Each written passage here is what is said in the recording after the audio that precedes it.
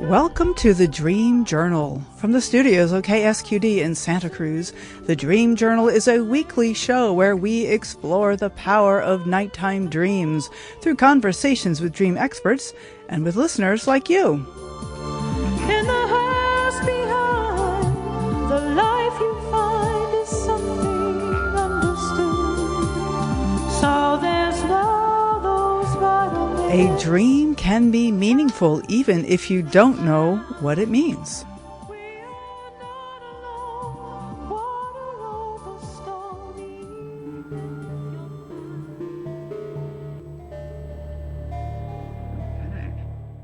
What do our dreams reveal when we're reclaiming self-trust?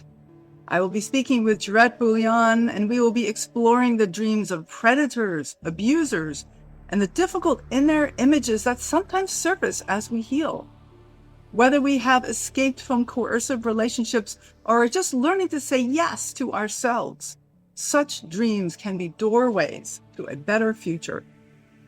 We'll also talk about writing as a tool for self-awareness, integration, and coming back to your own voice after manipulation, fear, or self-neglect.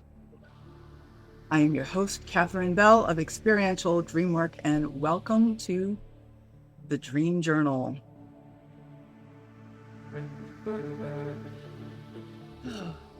Yeah, I'm going to share just a dream moment. I was just napping. I'm in Boston helping with my mom, and I had a red-eye flight. Don't ever do that again. And I'm exhausted. It's 3 days later. So I had a nap before the show, and I just dreamed of a little girl coming out a window and stepping like onto a chair way up high off the ground, and then she comes across to some stairs and then falls. And I'm like, don't do that. So I decide not to go down the stairs that way, but I do find another way to get down. So I think I'm coming down into my body, and I'm thanking the dream for bringing me down and more safely. No more falling out of windows. This is my friend Gerette Buglion's been on the show 3 or 4 times now, and it's always great to have you back. Gerette wants to live in a world where cult leaders, narcissistic abusers, and manipulative marketing techniques are spotted, called out, and silenced, creating more opportunities for nourishing relationships to flourish. Her work as educator centers on liberation from coercive control and supporting the integrative power of writing for survivors of cultic relationships through a Writing to Reckon program. She's been doing this program for years, and it's fabulous. You can find Gerette at her webpage, GeretteBuglion.com. I'm going to spell that GeretteBuglion.com. So Gerette, it is, as I said, fabulous to have you on the show and being in your same time zone for a change.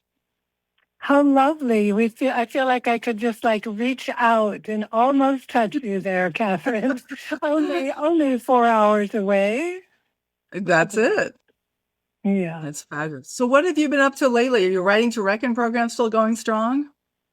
It is indeed. It's a signature part of my work, and something that has developed over the last 2 years is the writing symposium. So I'm heading into the 5th writing symposium will be in October 3rd this year. And that's where we gather 2 or 3 authors, people who are also survivors, who are really bringing their lived experience around how the written word, excuse-moi, or not only the written word, but how creative expression of our dreams can really be such an essential part of our healing. And so that's the core part of the work that I do. And it is so good there's something I have to say, Katherine, that's especially healing for me about the continued conversations that we have had over the years. I think the first time I was on this show was in 21 when my memoir came out, An Everyday Cult. And to keep the conversation going is really helpful for me, because the cultic manipulation that I experienced was centered around dreams. So Right. where my dreams were used to weaponize my autonomy and undermine my autonomy, rather than the exact opposite, which is the work that I witnessed and see that you are doing, in the world. So, But this is one reason I love having you on, Gerette, because I think it's beautiful to really remind our listeners that dreams are incredibly vulnerable. There's a reason many people don't like to talk about their dreams, because there's a lot of vulnerability there. And so there is a potential for manipulation. And so it's something to really be on the lookout for. And it's, the way the IASD puts it is so beautiful, which is a dreamer is the final authority on their own dream, that you should get to say what your dream is all about. You can listen to different ideas, but you're the one who gets to say, no, it's not that. Oh, but maybe that. I hadn't thought of that. And so if you find somebody who's trying to tell you what your dream means, then that's not the right person to share your dream with. And it bears repeating this over and over again, because we're really vulnerable when we put all of our longings on the line like that, because dreams go to these really powerful places. indeed. Yeah, and it can look like someone who's actually just trying to help you. Or it can look like, it doesn't have to look like someone being a big bossy know-it-all. It can, there is a lot of subtlety there. And I think that the more that we individually harness access to our own autonomy, which sometimes we have to actually experience what it is to not to have separated from our autonomous self, to really get a flavor for what it is to actually be in the center of our own lives. And of course, we human beings are incredibly complex critters. We are very complicated. Yeah. So, yeah. And one thing comes up for me, Gerette, is many of us never felt connected to our autonomy to begin with. And that, from a young age, we are taught to sit down, be quiet, or help and do what you're told. And that there's a ways that we're not really encouraged to the most typical families are not really encouraged to express ourselves and to be, really honor that voice inside of ourselves. And so when someone else comes along and says, oh, well, I know what your dreams mean, I know what you need in your life, we're kind of conditioned to say, oh, it will probably do, I'll go follow that. And so, dream work is a way of reconnecting with your autonomy, which you may never have experienced. It's beautiful that you bring that up, because I think this is especially true for a large percentage of the people that I work with in, writing to reckon, are individuals who grew up in a cultic environment. And like what you're talking about is like, even in a quote unquote healthy, normal, family that looks perfectly, respectable, there can be this incredible suppression of self. Yeah. And that is amplified to a really extreme degree for those who are raised in a cultic religious setting. So, for example, those who are were born into an environment where everything is known. And not only that, there can be these narratives that are extraordinarily controlling. So, for example, someone who grows up where there's an apocalyptic date, and that the end of the world is coming, and that you're part of the chosen few who are going to, survive. And that it's up if you follow these rules, what I say. Exactly. And so you live in not only in a kind of not having access to yourself, but also having fear and terror of the world at large too. So it's a very complex, although that is not my experience. I was raised in one of those, quote unquote normal families. And then I became involved in the cultic group that I was a part of for 18 years when I was, when I was full grown, I was in my 30s, when I entered the group. Anyway, yeah. Right. But what makes us, we get vulnerable to these things, and dreams often tap into this like inner longing, and that people can take advantage of.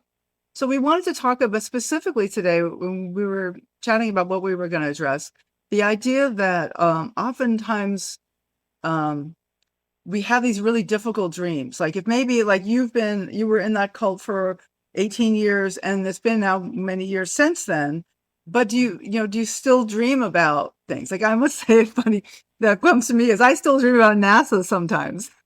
I still dream that I'm not a cult exactly, exactly. But but occasionally I get these like NASA dreams, and but people who are retired dream about their work or they dream about their school. But of course, if you've been in an abusive relationship, then the dreams of the past are going to be that much more painful. Yeah, exactly.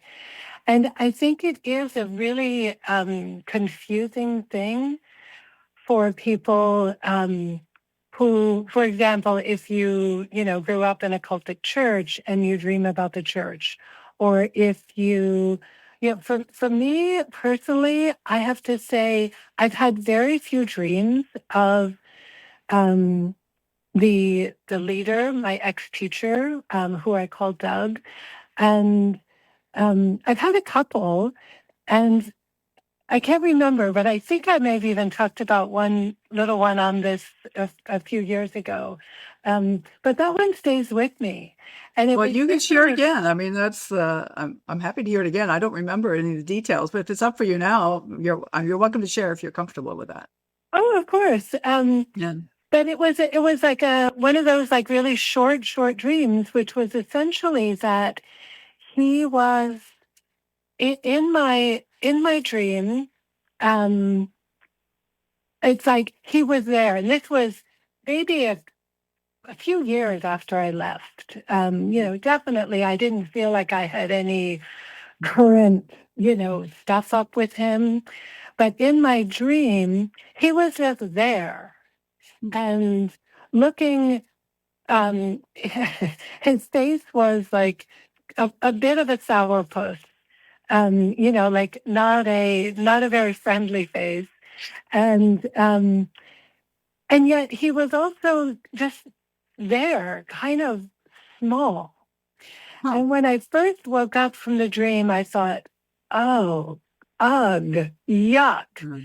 Uh-huh. And then there was this kind of layers of washing over me about that dream, which included this feeling of like, oh, he was just there with his little sourpuss face, and which was very classic, like Yeah. this was not a man who smiled much. And it's kind of mind-boggling now to me. It's a funny thing that a lot of us who have had ex-teachers or, have left a cultic group look back at the person who we had glorified or put up on some pedestal and say, how in the world did I think that was, a beautiful person or whatever? But I did. I absolutely believed that, this man, Doug, was like, had all the great insight into my dream. Not my dreams, insight into my life, my psyche. And I was very deeply dependent on him. But in the dream, he's just standing there. And the beauty of that dream was that he had no power over me anymore. Oh. Yeah. So it was just like, oh, there he Woohoo. is. He gets to do have his life over there. And he was not close to me in the dream. It was just like, oh, there he is. Right. And I remember kind of, and this still delights me to this day. You can hear in my voice, Yes. that it's like, oh, like, it actually makes me laugh now, that this person who had so much control over me in the past no longer. It's just kind of like poof, someone who I could, walk past on the street and they're really, not even really notice. So that was a celebratory dream, Yes. for sure. Yeah. I love that. That's fabulous. Well, I will share that I personally have had many dreams of predators and coercive people. And I think a lot of that for me has been about the ways that had I had learned to control myself. And that I was very good at not checking in with what I need in the moment, what I want, and not thinking that was important. And so I had many quite violent dreams, very, very striking, very graphic dreams about sometimes it was another person being tied up or abused in a certain way. And sometimes it was me personally. And these dreams were very upsetting. They're the kind of nightmares that make you like not want to tell anybody. And yet there was some value in there for me in that I recognized how abusive I had been to myself. And so that's why I wanted to talk a little bit about self-trust. Like you even brought up this really tender thing of that when we're in an abusive relationship or coercive situation, and then we finally get free of it, then we blame ourselves like, well, how did I ever let myself get sucked in? And I feel so much tenderness there, that there was so much longing that we let ourselves get sucked into these situations. And then the longing is perfectly natural and human. And so I want to bring in like this idea that can we learn to trust even those decisions that didn't work out so well? Like even the decision to trust somebody else over ourselves, over our inner knowing, that this was just steps along the way of us learning to grow. And so there can be a lot of shame about having been in a situation like that. And shame is it can be such a sticky, blocking thing. And so bringing a lot of tenderness whenever there's any shame or self-doubt. So I want to kind of talk a little bit about self-trust. Yeah, absolutely. And there's something, Katherine, the experience of having, dreams that are violent or violent towards yourself or others can be really disturbing.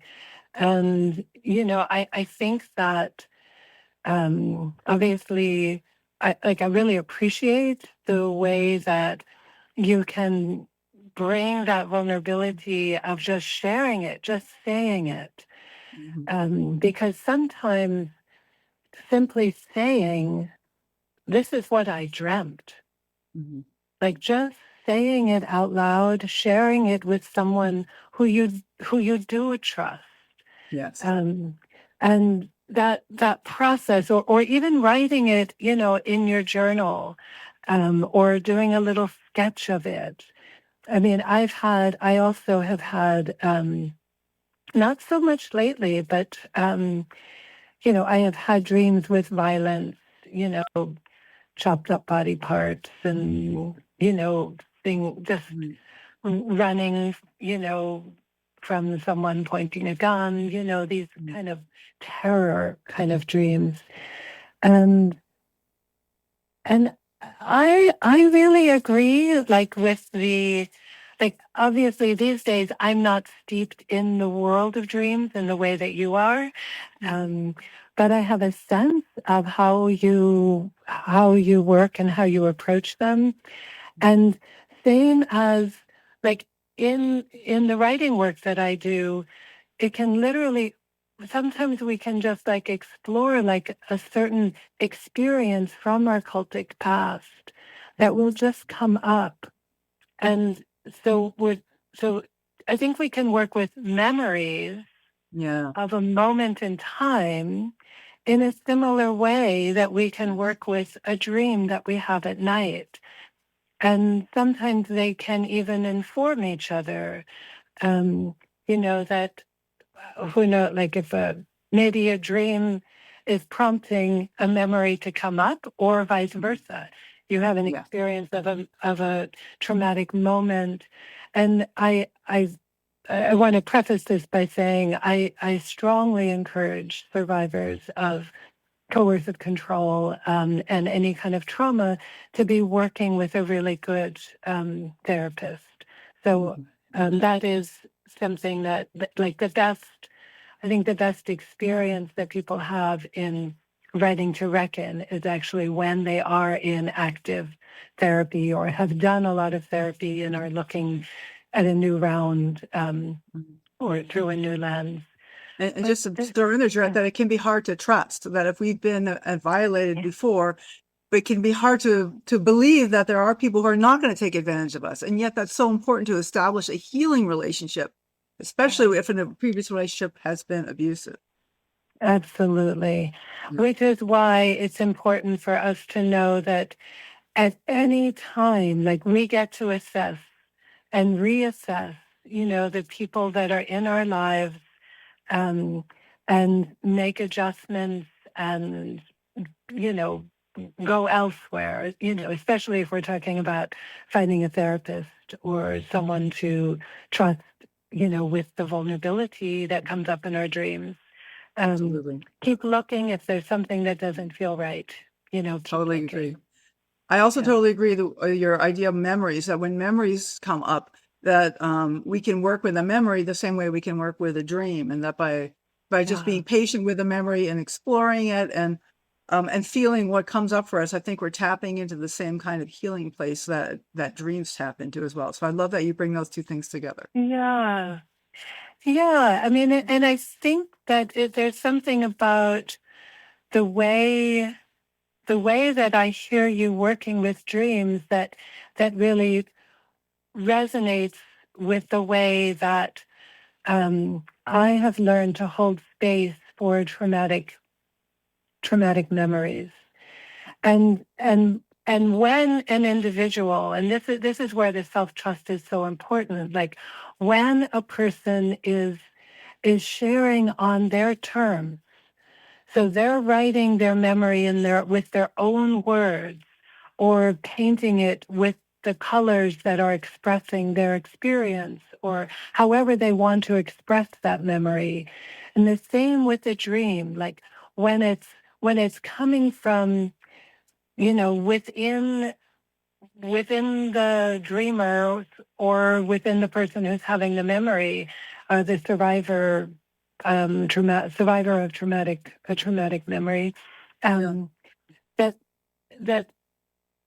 we can how do I say this? The self-doubt can plague us, and it can be especially powerful for those of us who have experienced a manipulation in our thinking. So by just holding space and trusting that, okay, what I'm writing on this paper is mine. I can choose whether or not I'm going to share it with anybody. This dream that popped out of, this, like, my dream, my sleeping state, last night, or as you just experienced and having a nap, like, that's mine. Those images belong to me. Those memories belong to me in the way that I remember them. And I get to express it. And yes, you can get into fact checking and, all this whole kind of complicated, evidence, looking for evidence. If you're involved in a court case, there's some really unique stuff that you have to deal with around that. But most of us are not in that kind of a setting.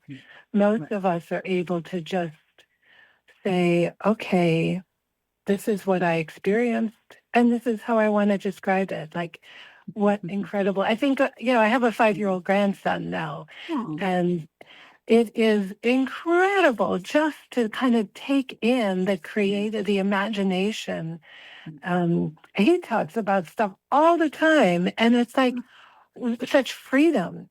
Yeah. Such freedom with words, such freedom with expression. And can we bring some of that into our own exploration? Oh, I love that. Can we bring the freedom of the healthy 5-year-old who's obviously in a situation where he's encouraged to express and that he has the freedom to express? And so can we bring ourselves back to that? This is fabulous. So this is Gerette Buglion, and we are talking about dreams after difficult relationships, cultic situations, coercive control, and regaining self-trust, because it really comes back to self-trust. And you can get in touch with Gerette at her webpage, Gerette Buglion, Gerettete, and then Buglion is like bug lion, Buglion, GeretteBuglion.com. And after the break, this is when we get into the good stuff, and we're going to talk a lot more. We have some specific dreams. We have a dream that was shared. And next week will be another live show with Alejandro Perez Regura, and we will be talking about dreams and ethnicity and what that means for the variety of dreams of different kinds of people will have in our lives. The Dream Journal is broadcast live from the KSQD studios in Santa Cruz and co-broadcast live in San Jose by KCXU. And we are a podcast everywhere on the Monday after the show. Full-length videos of the conversations can be found on Spotify and also on my YouTube page at Experiential Dreamwork. We'll be right back.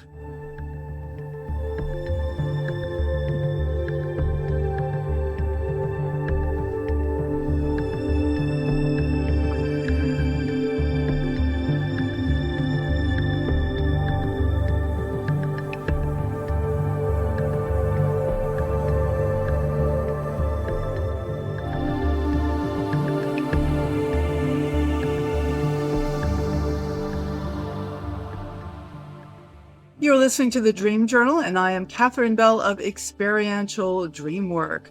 Thank you all for your generous ratings and reviews for the pod and for sharing episodes on your social media. To help us spread interest in dreaming, follow us by looking for hashtag The Dream Journal and at Experiential Dreamwork on your favorite social media. But most importantly, consider telling your friends about the show. You might just find your next dream sharing buddy. All right, Gerette Buglion, good to have you here again. And I wonder, do you want to go ahead and start with that dream that you had somebody sent to you? Do you want to introduce the dream? And I don't know if you want to read it or should I? What do you want to do?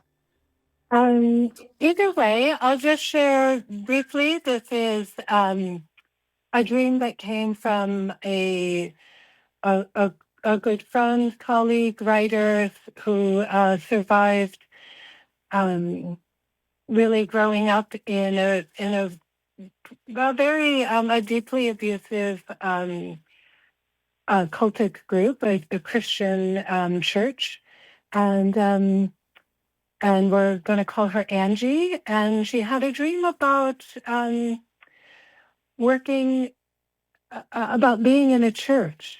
And I would love if it's okay with you, Katherine, I would love for you to share the dream, just because, which I shared with you, because I think you have a sense. You're just more better at dreams. I mean, I don't know. I do a lot of, like you said, I am very much still in the dream world. I very much immerse myself in dreams, and so. I'm going to be bold and with lots of respect to Angie. In fact, actually, I would love to have you contact Angie Gerette. And this goes for anybody who calls in with a dream. And I'd love to offer her a full free session if she wants to explore the dream in more depth. Because really on a show like this, we just touch on the feelings of the show, and because they are very vulnerable. And so I want to, if you pass on along that information, Gerette, I would appreciate that. Oh, I certainly will, Katherine. That's Yeah. incredibly generous. Yeah, I think it's really important to be so vulnerable, especially since I'm going to take the liberty of reading the middle part of the dream because it's quite a long dream with a lot of very interesting and evocative details. But I want to kind of focus on an image that we can dive into here. So if Angie knows that we have, I have her total support, and I'm very grateful that she's willing to share this dream. And especially from that difficult thing. And thank you for the context that this happened in the church, which is very much to what we were talking about here. So in this part of the dream, she is in a new age type of center, meditation, art, psychedelics, etc. And I'm returning a woman's babies. So, and I was holding one baby that was normal size, and the other baby was very underdeveloped. So I have two babies. I handed over the normal sized baby right away, but for some reason I still held the underdeveloped baby. Then I walked through the center and they wanted me to partake in a group thing. I needed to go to the bathroom first. The woman came with me. This is the woman with the baby, I imagine. The woman came with me and I asked her to hold the other baby while I went to the bathroom. And in the bathroom, it's a communal bathroom, so there's more elements here. And I forgot to lock the main door, and I'm having all kinds of trouble pooping, and men are coming in and women are coming in, and I'm all backed up, and I just feel like I feel like I'm scooping poop like out of my mouth and my throat, like I'm just trying to get the poop out of my body.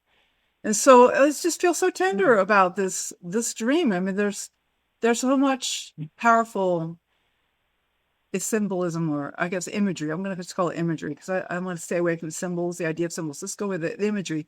So many powerful feelings here, emotions. And the fact that it all takes place in a church is very poignant because she has come from this coercive relationship with the church.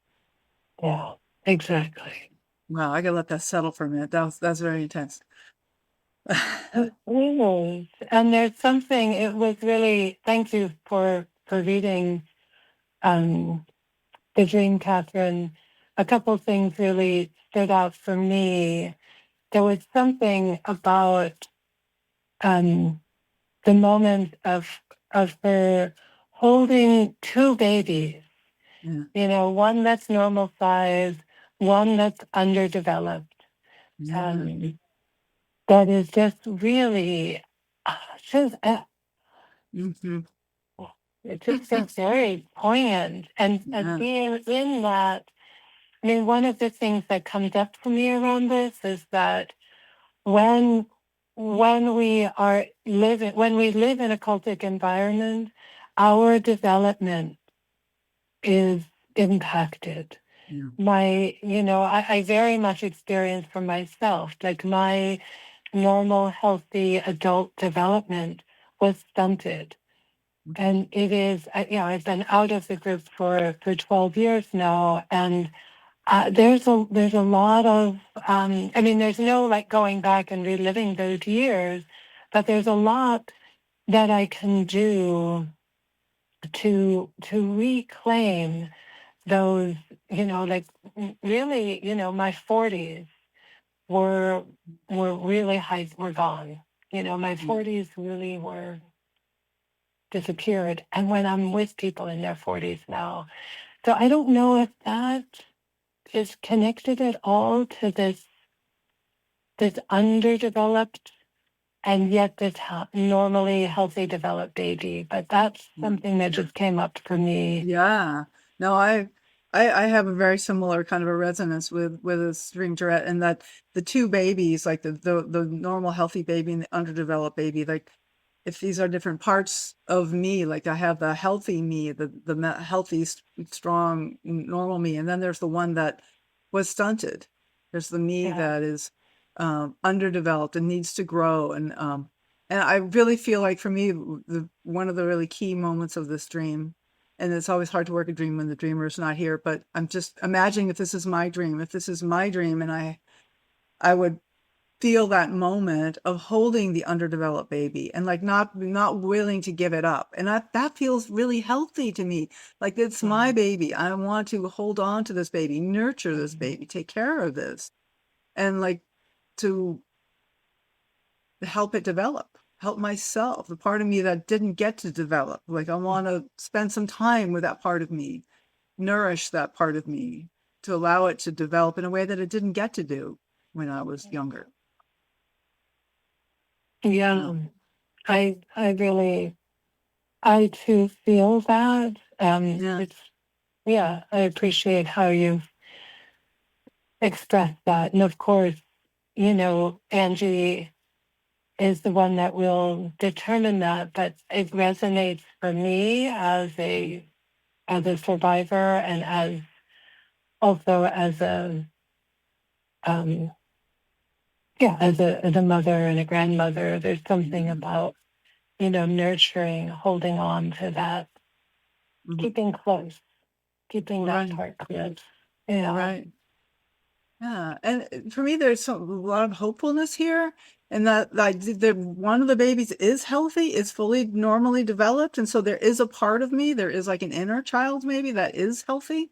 And that part is I'm free to hand that one over, that I feel like there is a part of me that is healthy. And so I love that hopefulness. And that I feel like I trust myself with the underdeveloped baby too, feels very hopeful. And that I'm not looking for somebody else to heal me or to help me develop, that I'm starting to trust myself. I'm the one who can be healing to my own underdeveloped self. That seems very encouraging. Yeah, that I trust myself. I'm curious, Katherine, how I think a lot of us have poop and peeing dreams. I used to dream about both pooping and peeing, quite a bit in the past. When I was a more active dreamer, I don't remember my dreams very often anymore. But I am curious how you approach the dreams will go there. Yes, they will. We're talking about poop, we're talking about sex, we're talking about violence, we're talking about anger, fear, sadness, joy. We're talking about beauty. The dreams will go to all those places. And like in the words of that famous children's book you probably read your grandkids just recently, everybody poops. Right. So it's like it's this total integral part of being I can't even say human, because even non-humans poop too. Yeah, exactly. But it's so basic to being alive and being a biological organism. And yet it's complex. Like I love how you say that about humans. We're very complex, and we're so relational. And potty training is often a really big part of early relationship dynamics. Because as parents, we want them to use the potty so we can move on, and maybe they're not yet. And so it becomes this whole conversation: is it safe? Be up there, the potties are built for adults' bodies, and then the little kids, they might be worried about falling in. There's all these issues, like talking about underdevelopment.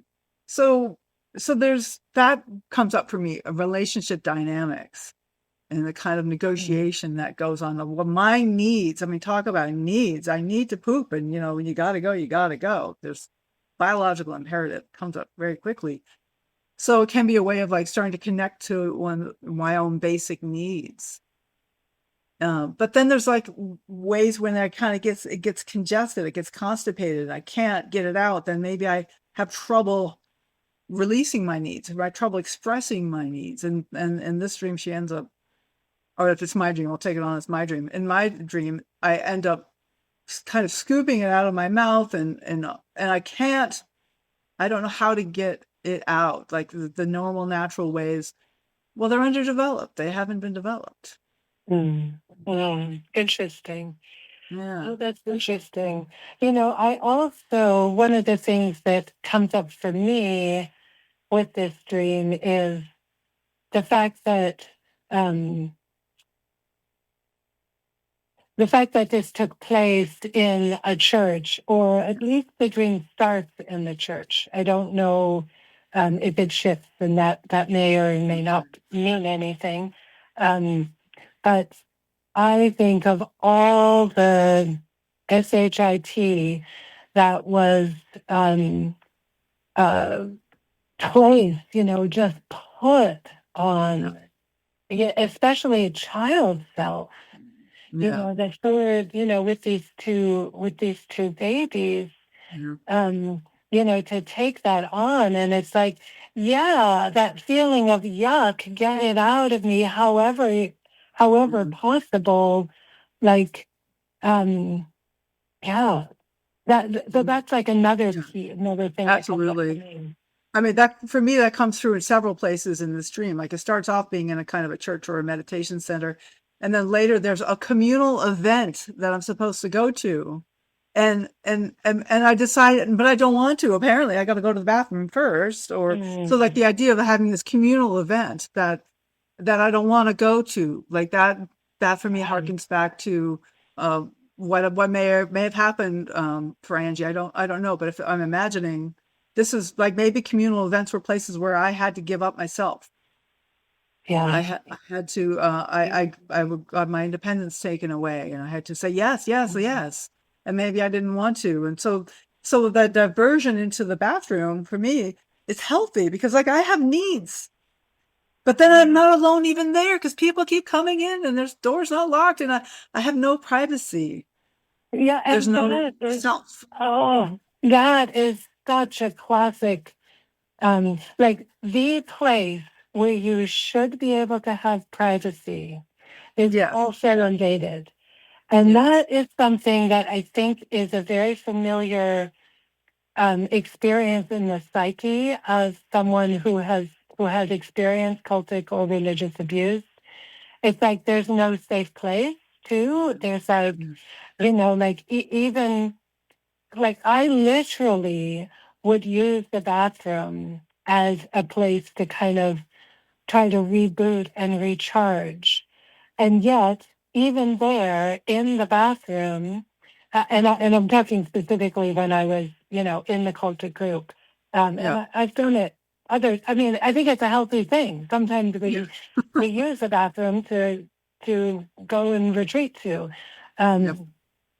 but what my experience when I was in the group is that even while I was in the bathroom trying to get a little privacy, my mind was invaded by the thoughts of right or wrong, what I should be doing, what I'm unable to do, how I should, how I looked at my teacher the wrong way, or how I need to respond and heal, acknowledge that I screwed up by saying something the wrong way to somebody else or doing the wrong thing. So there was no escape. Like that feeling of being invaded. Oh boy, I didn't see that at all when I first, just kind of read through this dream. But I'm feeling that if this were my dream, that's something, that feeling of being invaded. I can imagine even using that experience as a writing prompt, to explore different lived experiences. Well, let me ask you, from your perspective as a writing teacher or guide or facilitator, however you like to say it, how would you use this as a writing prompt? Like, would you just say to write about the dream as experience, or tell me a little bit about how you would invite Angie to write about this to get deeper value here? Oh gosh, that's interesting. I've only, here it is, 12 years since leaving a dream-based cult, and I've worked with so many people in writing about their experiences, but only, I mean, I literally could probably count on one hand the times that dreams have really been actively present when I'm working with someone on their writing. And so it's kind of fun, and I say this with all due respect to to Angie's dream. There's something that's kind of fun to think about. Well, what could we do with that? Right. And I think if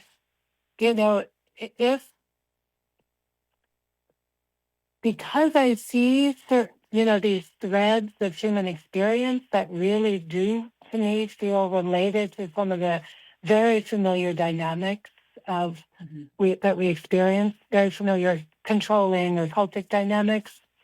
It might be, for example, taking that feeling of being invaded, that feeling of no privacy, like I can't even pee or poop on my, in privacy.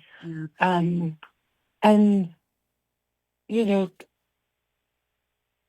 out of through dialogue together, exploring whether or not there's more there, just kind of asking that question. And I really appreciate actually creating writing prompts together. When I work one-on-one with people, most of the time I'm in small groups. But in one-on-one settings, there's the opportunity to to kind of take the shame out, like you don't have to feel self-conscious about having a dream like this. And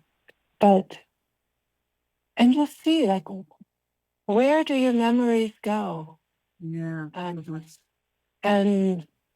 And then there might be, oh yeah, like the kitchen, like maybe there's another place where that very similar experience took place. I mean, one of the things that when I was in the, working with dreams so actively, I think something that was valuable that my teacher had us do was focus on, like what was that feeling in the dream? And is that familiar? Yeah. Like, yep. Does it relate to, does it bring up a memory? And if it does, to trust that can be a place to rebuild a little trust and say, oh yeah, that was real. That experience was real. If that makes sense. Does that? Absolutely. Yeah. We're totally on the same page, Gerette. I mean, you work with the memories very much the way I work with the dreams. It's like, what is that feeling familiar? What does that remind you of? And there's some value in going back and looking at dreams and looking at memories. There's something valuable and something healing about maybe revisiting that neurological pathway and rewriting it and maybe seeing that we're not in that place anymore. Like now I do have privacy in the bathroom. I can close the door. So like to recognize that, yes, I still have these tendrils of this place where I didn't get to close the door ever because on my thoughts or on my control, but now I do. And so, but the dream may be just helping me see how far I've come. Sometimes I find dreams are like retrospective that way. They're like, oh yeah, there's like your dream you shared about Doug, where he's just there, like he's there. But that he has no authority over you. But there's still like a little bit of like, okay, he's there. That did happen. And so, but you can see how far you've come. Right. Exactly.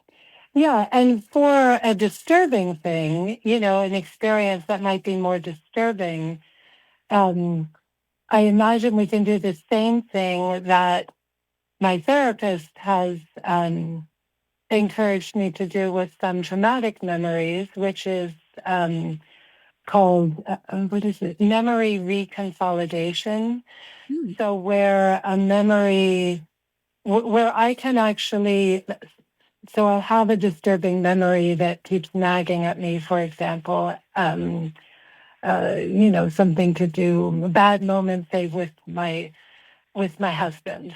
Just one of those, like, not Gerette, not at her best, like I really was maybe a jerk, so I have a memory like that is haunting me, bothering me, and then I can and this may not be the best example because usually it's more something that's traumatic. But so then I can bring in a new, like a memory of how that could have gone instead. Right. And so then so to imagine that, to really bring my own imagination to that moment and layer that in. So it's not that I'm changing what took place in the past. Mm-hmm. It's that I'm allowing my nervous system to integrate some new information so that what took place in the past is in the past. Mm-hmm. And today I get to bring in a new memory, a new image. Gerette, it's interesting because I am so much on this kick lately of what we call dream rescripting, and you sound like you're talking about kind of memory rescripting. And like, how would it, like, how could we have been different? And after years of thinking, oh, I can't touch the dream, it's sacred, you must never change it.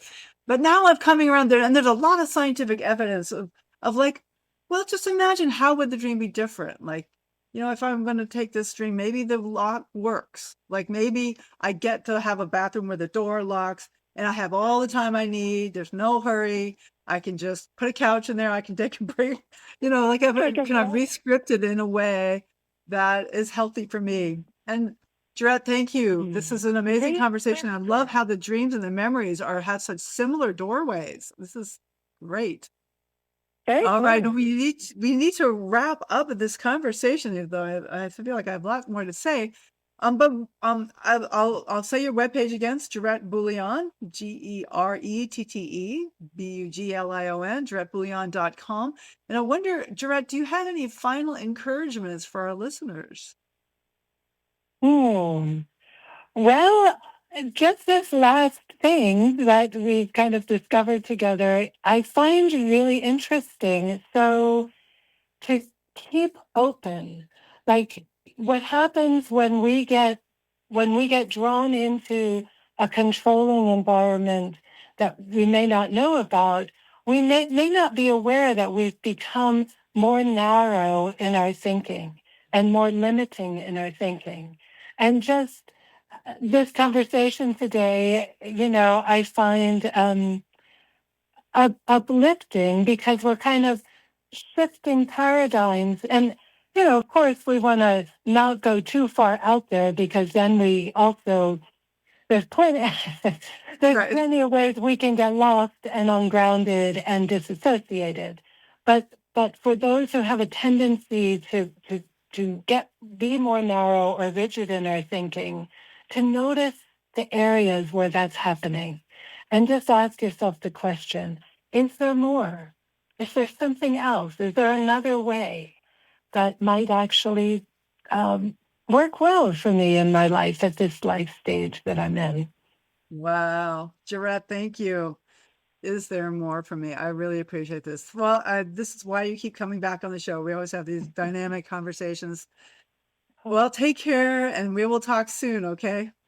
For sure. Thank you so much, Katherine. I so appreciate you and your work. Thanks, Gerette. And thank you all for listening. The Dream Journal is produced at the studios of KSQD in Santa Cruz, and we are live every Saturday at 10 a.m. Pacific at ksqd.org. I am Katherine Bell. You can contact me at experientialdreamwork.com or at Katherine@ksqd.org. You can keep up with the shows on Facebook, Instagram, LinkedIn, and especially on YouTube by following at Experiential Dreamwork. I'd like to thank Rick Kleffel, engineer and music creator. Audio editing by Suki Wesley. Phones by Eric Nelson. Intro and outro pieces are both by Mood Science. And tomorrow morning, when you wake up, take a minute to write down your dream and bring it to the next Dream Journal.